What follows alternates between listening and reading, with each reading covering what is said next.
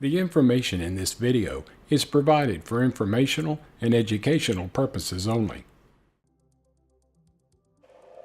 Alright, what's going on, everybody? Hello, and welcome to another episode of Ryan's Robotics. And today I just wanted to talk about the process of how I actually acquired this robotic arm, how I came in contact with the company and how I was able to raise the money, that type of stuff. But before I do that, please listen to a brief message from our sponsor. This vlog was made possible by a sponsorship from Avexis, a clinical stage gene therapy company relentlessly focused on bringing gene therapy out of the lab and into the clinical setting for patients and families devastated by rare and life-threatening neurological genetic diseases. To understand how gene therapy is changing the way we see genetic diseases, check out exploregenetherapy.com. www.exploregenetherapy.com. Explore Gene Therapy is a resource for learning more about gene therapy, including its history and how it is being studied. Visit www.exploregenetherapy.com. So, my friend and co-worker, Kevin Schaefer, got one of these a few years ago, and when I came in contact with him, he, told me about it, and eventually, after I was put in touch with the guy who's actually in my region, a guy from Canova, he's located in Seattle. His name is Nathanael. He's a really, really good guy, and he literally, came down within the same week as I came in contact with him to let me trial the JACO. And I'm in Bend, Oregon, so just a little south of him. So I was able to pick it up and learn it. He said quicker than anyone's ever learned it. I even made a coffee with my Keurig machine, literally just using the robot. And he asked me, Nathanael asked me if I play video games, and I was like, yeah, I always have. The disabilities taken that away to a certain degree, but he said the people who do play video games learn how to use this much more easily. So video games are useful, kids. But anyway, I was able to do that, and just some simpler stuff as well, like, pick up whatever cups or open doors. I only had it for really a few hours. I left it overnight, but it was kind of evening, and then he came back and picked it up in the morning. So I didn't have it for very long, but definitely long enough to know that, yeah, this is going to work for me, and I want one. So do keep in mind, if you're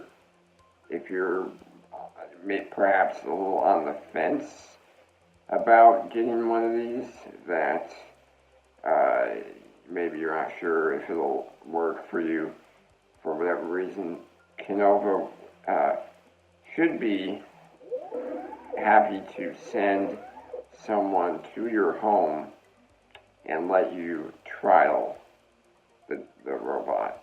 So, and there's no charge for that. It's a free trial. So keep that in mind. And So after that, it was just a matter of raising the money. It is $53,000, which is a lot. And fortunately, I mean,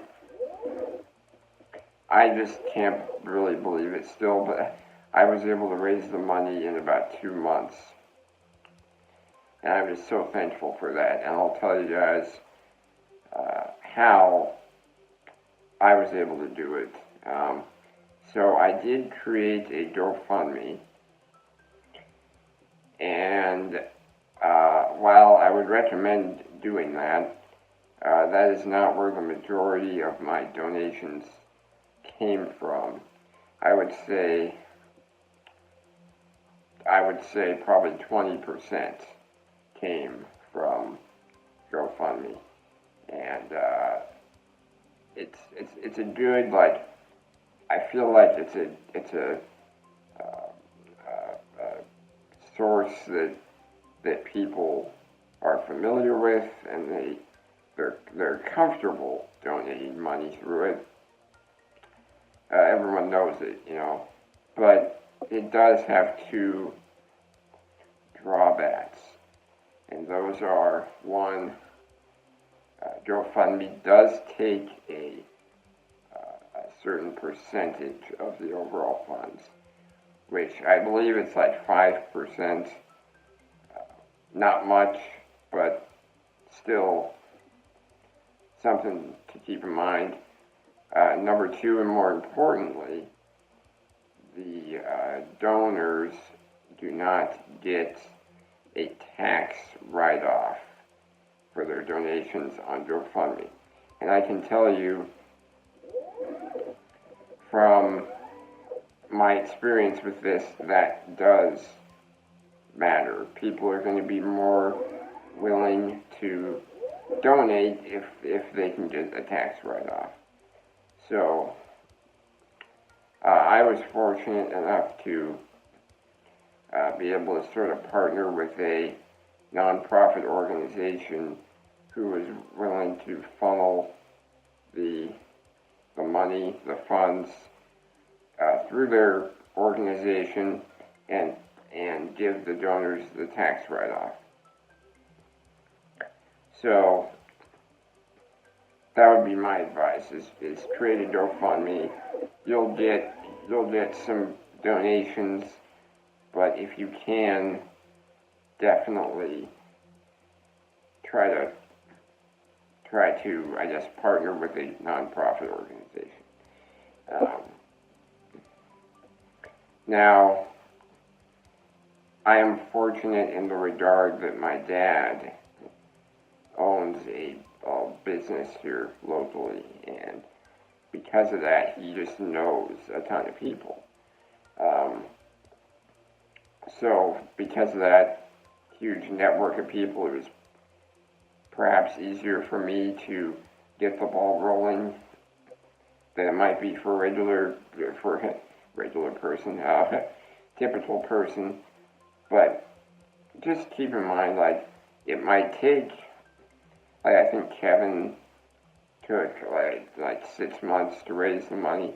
It might take a little bit longer, but it's worth it, and you may have to get more resourceful. Like, I was considering trying to get on the news, and I didn't need to do that, but I would have if it sort of tapered off the donations. One thing that really helped was my dad had like this sort of event. It wasn't even my dad's event. It was like one of his clients' events, and we set up like a poster of me, and it was sort of like a fundraiser. So, and that's where, I'll tell you, that event is where the bulk of the funds came from. So if you can set up a fundraiser, definitely do that. that's just a huge, huge, just a great way to raise money. So, yeah, and that's really it. It was pretty straightforward, and if you are interested in getting one of these, you can reach out to me if you have any questions on the SMA forums at smanewstoday.com, and also check out my column there, which I've written about the robot there, and I know Kevin has as well. So yeah, that's about all I have for today. No actual use of the robot in this video, but I do have a cool video planned for next month. So, thank you very much for watching. If you could like the video, share the video, maybe you have someone who might benefit from a JACO, and click that bell to get notifications. I'll see you guys in the next one.